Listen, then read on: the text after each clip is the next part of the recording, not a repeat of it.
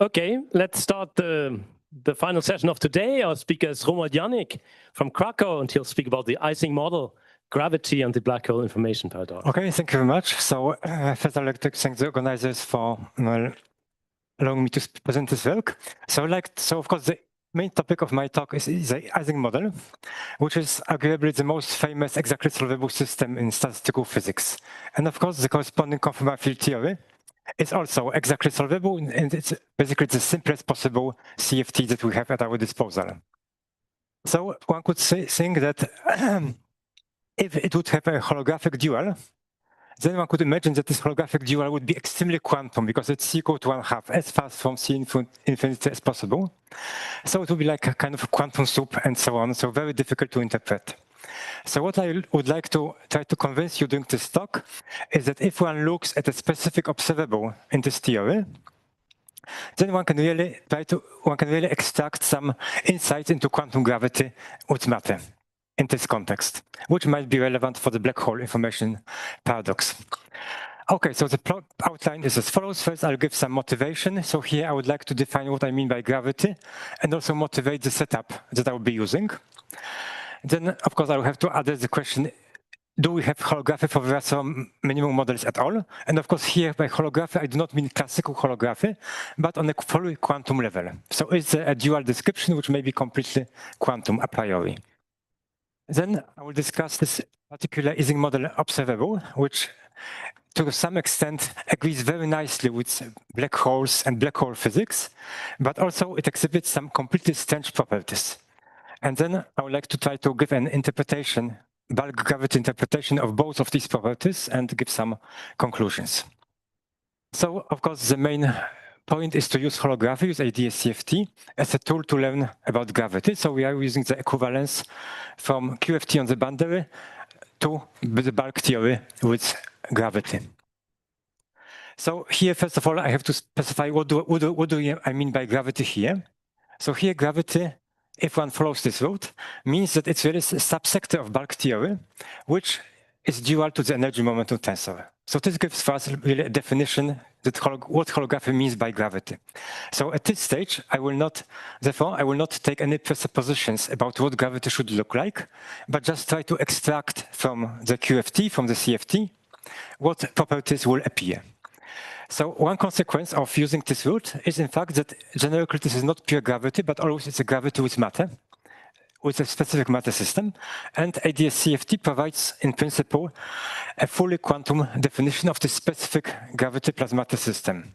And as you will see later, it turns out that, in fact, the matter sector will turn out to be extremely important and extremely surprising, perhaps in contrast to the gravity sector.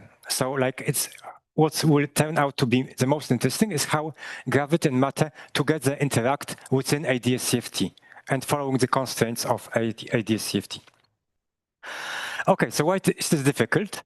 Typically, we have like dichotomy because we have to need good control of a CFT to have computations, and also we need semi-classical gravity regime for good interpretations. So the reason for that is not really that we really need semi-classical gravity, but we need to understand what we are computing. In particular, if we could, for example, do perturbative computations at low NC in n equal to 4 square mills, we get some answers, but we have no clue what they mean on the bulk side. So the semi-classical regime is for interpretation, and once we know that, of course, the main interest is to go as far from classicality as possible and to really have the deeply quantum regime of gravity and matter. And in fact, this is the motivation for this is, in fact, to look at the Ising model CFT because it seems to be as far as possible from ordinary holography as possible. So let's look at those points which I mentioned earlier. So first, it's exactly solvable. It's clear, but it's very far from C going to infinity. So it would seem that we are in this quantum soup-like setup. However, if we consider the theory at large temperatures in units set by the cylinder size, then in fact it turns out that it's approximately semi-classical. So I will later describe it, say it a bit more precisely in what sense. So we can recover at least some semi-classicality and some geometrical interpretation in the large temperature limit. Okay, so what about holography? So here, CD gravity, I consider like a pair of SL2R Chern-Simons theory. And now one can give a very fast heuristic argument why we expect to have a dual to the Ising model or to other Virasoro models. So first of all, if we impose asymptotically ADS boundary conditions on the Chern-Simons, then on the boundary side, this corresponds to taking the Westomy-Nowityn and setting the current J plus to equal to 1. And now we can move back like 35 years ago to the paper of Brzezinski and Oguri, who exactly considered setting SL2R Westomy-Nowityn with J plus equal to 1. And then they showed completely on the quantum level that this is equivalent to a Virasoro minimal CFT. Moreover, it is also extended not only to the vacuum representation, but also for the matter representations. And then the matter representations here correspond in a standard way on the Chern-Simons side to Wilson lines, sorry. So in this sense, we may expect to have really a dual to Ising model to Virasoro models. But of course, the cause is that this Chern-Simons is quantum. So we should somehow deal with quantized SL2R Chern-Simons. So this is, of course, complicated, difficult, and so on, but we can, it's not to take a shortcut, and let's take a holographic quantization of Chern-Simons. Namely, we can represent the gauge fields of the Chern-Simons as concrete operators in the boundary CFT, where although this B is some gauge function, here we have the energy bound tensor of the CFT. So now this expression is really as good in holography as it gets because it is just an operator in the CFT. So now since it's an operator in the CFT, we can, for example, evaluate the thermal average of this expression. If we evaluate the thermal average, we will get exactly the BTZ answer. So we see that the state on the average is a BTZ black hole, right, with the metric which can be obtained in the following way. Now, of course, this may be widely fluctuating BTZ around this average. However, we can see that this approximates semi-classicality at high temperatures. Namely, if we take the expectation value at finite temperature of the product of T's, it factorizes up to exponentially small terms. So for distances which are like of order 1, therefore, basically, it's just like semi-classical. So it's a bit weaker than C going to infinity, but it's still quite good. Okay, so the bottom line from here is that we expect, if we are dealing with high temperatures, to have a dual black hole, which is approximately, to some extent, like semi-classical. So if we have a black hole, how we can probe it? So on the gravity side, the most natural way to probe a black hole is just to throw matter into it and see what happens. Now on the CFT side, this corresponds to perturbing the thermal density matrix by some delta rho, which we construct in terms of some primary operator of the CFT. And then we study its temporal evolution. So we let it evolve and measure, for example, expectation value of epsilon of t as a probe of what happens. And here in this talk, I focus on just linearized quasi-normal mode dynamics. So I don't look at back reaction and anything like that. Just linearized perturbation, linearized on the linearized level. Okay, so now let's specialize to the Ising model, and let's look at this observable. So the Ising model is very nice because this observable, in fact, can be computed analytically. So I will show a formula on the following 2 slides. But first, let me just describe the pictures. What happens? So here we have time. So here we have our starting point. The red line is our analytical formula. And here we are looking at the expectation value of this boundary operator epsilon of t. So first we see that we have like an exponential decay, which is as one we would expect from a quasi-normal mode, where something just exponentially gets absorbed by a black hole. Yes? Energy operator, so 1/2, 1/2, yeah. So then it turns out that it does not go down to 0, but there's a very small plateau. So there's like a quantum halo, which will have some interesting interpretation later. So for the moment, everything is kind of what one would expect. But then some strange things happen. So first there's some kind of burst. But then if we go to 2 pi, suddenly we see the whole signal reemerges again completely. So this is very strange because here we see that it behaves like it would be absorbed by the black hole completely. But then suddenly we have the intact signal reemerging again. And moreover, it's very strange because it's not really kind of encoded in a complicated way, entangled and so on, but it just comes out just right on the nose in exactly the same form as we started from. So the main question here is to understand what happens. Can we understand this on gravity? So both the absorption from a black hole and its reemergence of this intact signal. So first, before I come to that, let me just comment on what is the CFT origin of this periodicity. And because this is something which is very easy to understand and it's obvious. So this is just the formula which we can get, which is obviously periodic.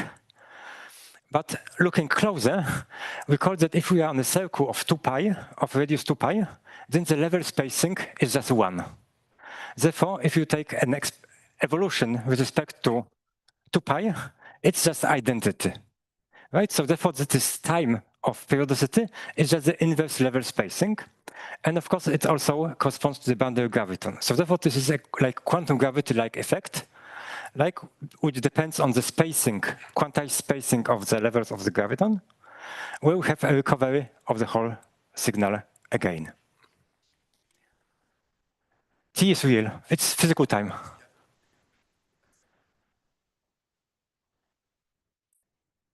So it's not Q, so it's theta function. So it's a theta function. The Q modular parameter is related to the temperature. Well, this is just the argument. Yeah, so T is just it's a theta function. It's not a theta value, but it's a theta function. Yeah. Okay, and in the case, for minimum models, we have exact periodicity because we have a finite set of deltas, which are rational numbers. So therefore, we always have a periodicity, irrespective of what states we are evolving. So this is really a generic feature in all minimum models. Okay, so now, so from here it's kind of obvious, but of course, we have this black hole information paradox. Like pure state collapses, evaporates, this mixed state, and the question is how this information can be obtained here if the causal structure is kind of with complete with a complete evaporation of this black hole. Here we are not really looking at that, but there's a variant which was discussed by Maldacena in this eternal black hole paper, where we have a perturbed thermal falls into a black hole and then it emerges intact. So again, we have like a mismatch between periodic unitary evolution and a complete kind of recovery, therefore the complete recovery of information from the black hole and the black hole causal structure. So how to reconcile these two features? So let me now move on to the gravity interpretation. So recall that gravity would be the A and A bar Chern-Simons gauge fields, which involves this energy momentum tensor of the CFT. While the matter fields are Wilson line networks. So they are Wilson lines which are charged under both A and A bar, which appropriate conformal weights. And also we have trivalent junctions which correspond to the OP of the CFT. So this was studied a couple of years back, this type of approaches.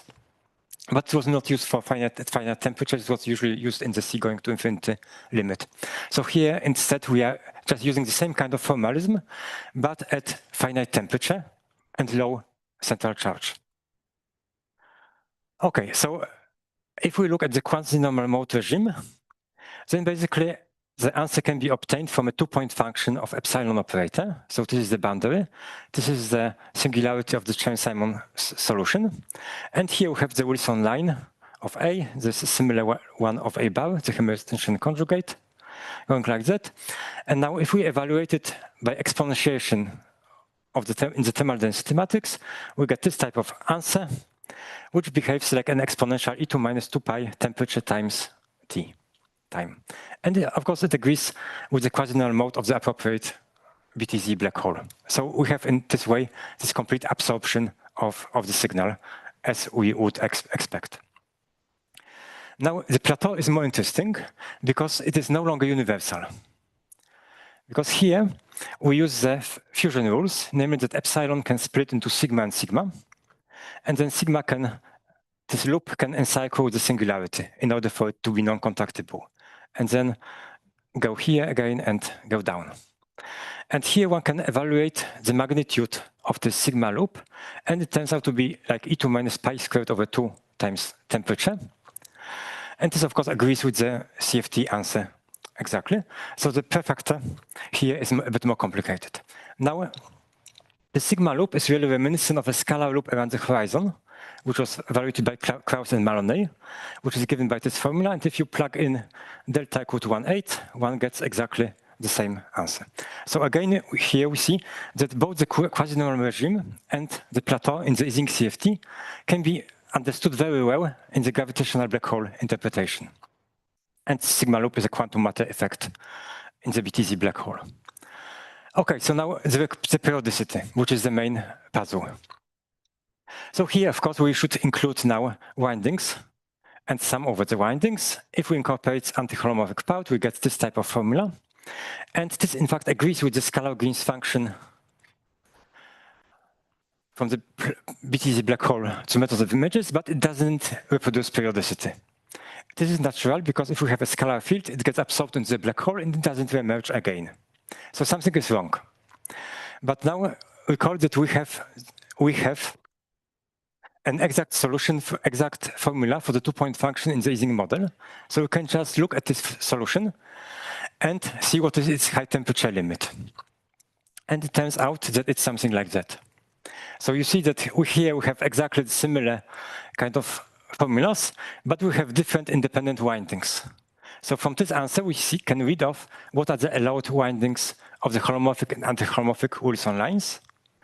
And in fact, in terms of Wilson line networks, what it shows us that they are independent. So instead of what I showed you before for a scalar field, we have independent windings of holomorphic and anti-holomorphic gauge fields.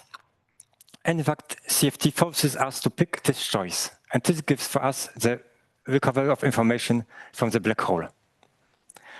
So now what does this mean? What are its consequences? So first of all, recall that these Wilson lines are really something like first quantized matter.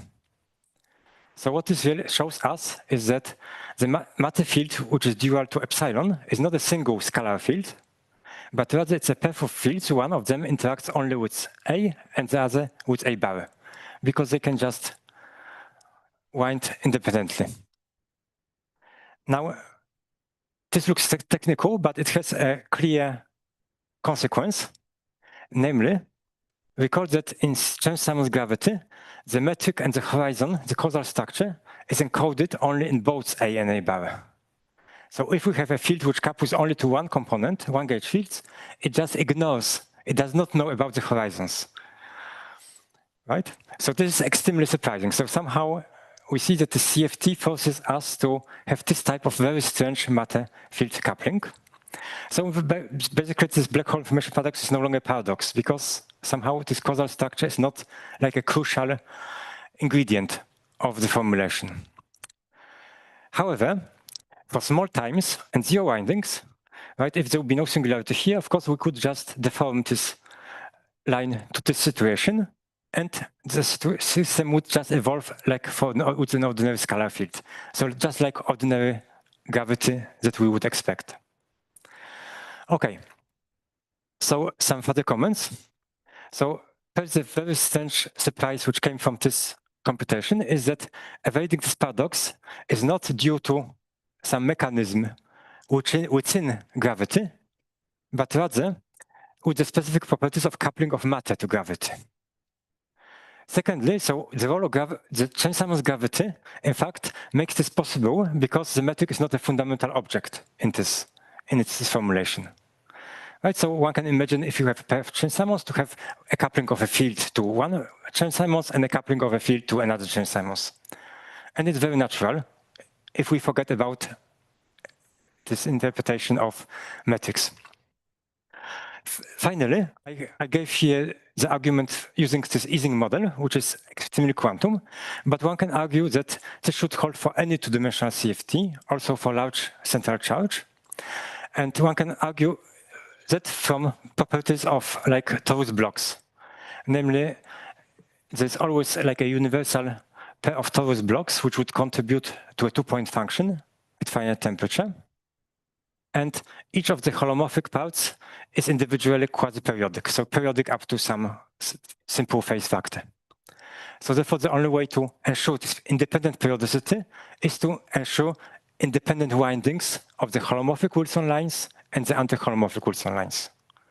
So therefore, we could see it in the Ising model because we had an exact formula, but it seems that this formulation of matter fields should hold for any theory, two-dimensional CFT. Okay, so let me summarize. So first of all, like I argued that one can use the Ising model to get some insight into quantum gravity with matter. And what turns out to be crucial here is that this metric is not a fundamental concept of Chern-Simons gravity. So I always thought that this is just like an accident, so it doesn't really matter. But here somehow this feature seems to be extremely crucial because the CFT dynamics seems to really require the coupling of matter, which somehow ignores the metric at first sight. So gravity does not really behave like gravity that we would expect. However, for trivial topologies or zero windings, right, or small times with respect to the inverse level spacing, everything is as we would expect from conventional gravity. So this is like the main kind of observation that we have. That something which looks like gravity on for small times, like at long scales here, seems to have completely different properties, and the mechanism of reemerging information is completely kind of encoded in this strange coupling of matter. So there are lots of open questions in fast directions. For example, other CFTs, breaking conformality. Here there may be a very interesting link with integrability because one knows if one takes minimum models, breaks conformality, there are also integrable deformations. So there should be some TBA description. So it will be very interesting to understand what this corresponds to on the dual side. Now it's extremely interesting to look at high dimensionality because one can look at ask the same question for n equal to 4 super-mills on a sphere. So now if we add weak coupling, we know that the levels are also equidistant. Therefore, at high temperatures, we will also have periodicity. And we know also that there's a Hagedorn transition here, even at weak coupling. So also it's an extremely intriguing question, what happens here? But of course, we do not really have a gravitational description, right, which will be valid at weak coupling. So this is but it's a very interesting problem to try to follow it in high number of dimensions. And there are, of course, lots of technical issues which would be nice to look at in this 2D CFT, on the 2D CFT level, like space-time interpretation, perhaps have some exact proofs or exact evaluation of Wilson lines, including all the contractions which T, so to be able, for example, to prove really that one exactly reproduces the full quantum answer of the Ising model from the Wilson line networks. So there seems to be lots of interesting questions to investigate. So thank you.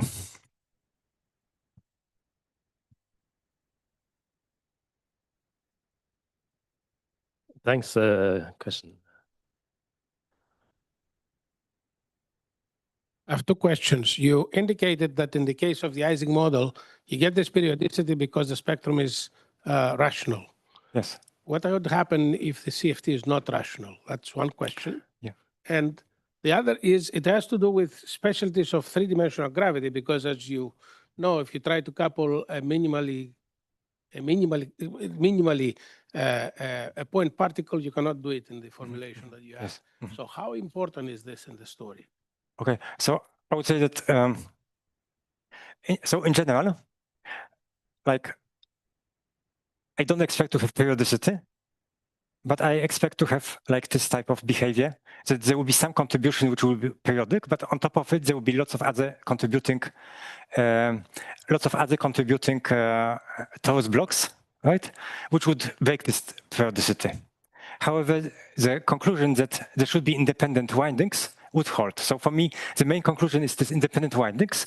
For the Ising model, it's like an accident that this exactly coincides with periodicity. But I think so. This will be the main point here. Now, for high dimensions, so for me it's fascinating. So I don't know what would happen. That's why I would like to look at n equal to 4 square mills. So at least on the QFT side at recoupling, there's a Haganon transition. So there will be something like black hole in quartz, and there's periodicity also at zero coupling. But whether one can use some higher spin version variant there, it's very interesting, but I don't know how it would work. Yes, thanks. It was really beautiful and enlightening. We do have a few calculations of correlators in high dimensions in the Owen model and some sort of toy model of super young mills, or just scalars. And some of the features that you describe, of course, appear there too. But we don't have the same nice interpretation, but maybe you can help us with that. It's Flowers and collaborators. Okay. Yeah, thanks.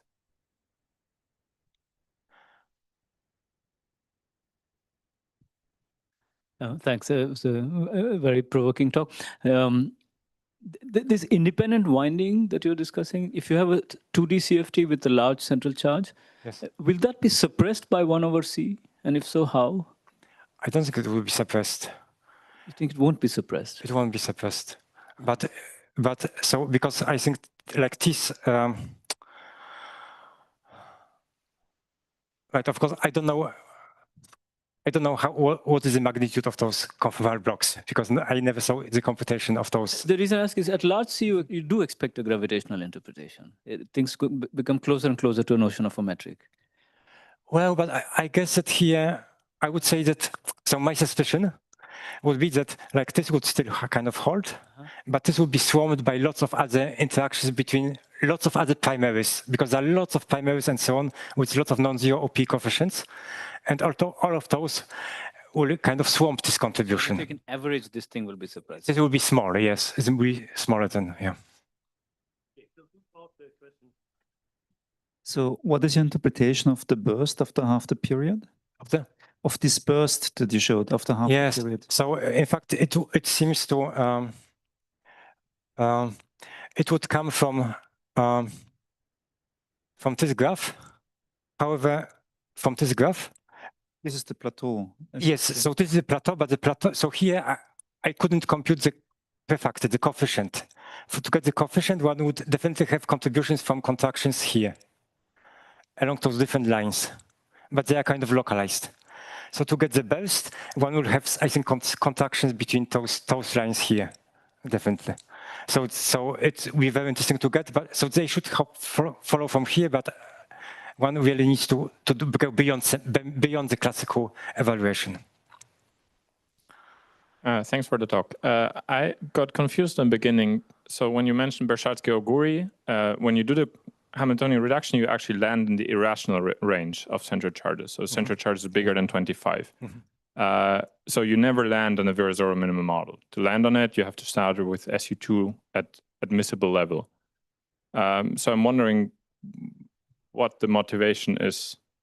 I mean, we can study Ising model, that's fine, but I don't understand the motivation why that's connected to SL2 arch and Simon's theory. Well, so as far as I remember, like in Bersatsky-Oguri, they made on a completely algebraic level, right? They made computation that the Virasoro representation of the minimum model with C smaller than 1 can be mapped to some particular representation with some I don't remember the parameters. That's right.